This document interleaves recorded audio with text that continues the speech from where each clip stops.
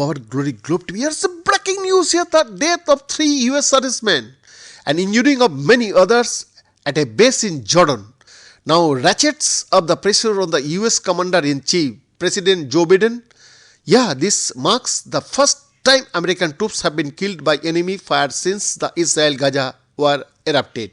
This sharp escalation seemed to have been all but inevitable since mid-October. US military installations in Iraq and Syria have repeatedly come under attack by Iran-backed militias, injuring a growing number of US soldiers. The US has repeatedly retaliated by striking targets in both countries.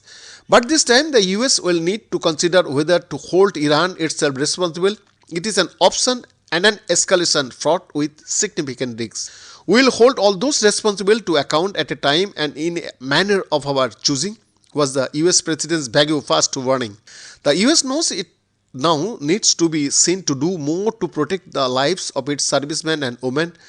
The President's critics will exploit this crisis to accuse him again of being soft on Iran. But his presidency has been about fighting faraway wars with clear red lines to avoid dragging Americans into a much costlier engagement.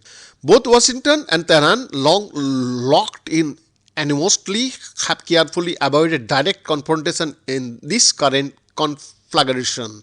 Iran also under pressure at home has held back from its own strikes on Israeli on American sides in retaliation for the assassination of its senior Revolutionary Guard commanders, which it blames on Israel. Earlier this month, in its first direct reply, it focused its fire on what was regarded as a soft target when it hit what it called a base of Israel's Mossad agency in Iraqi Kurdistan.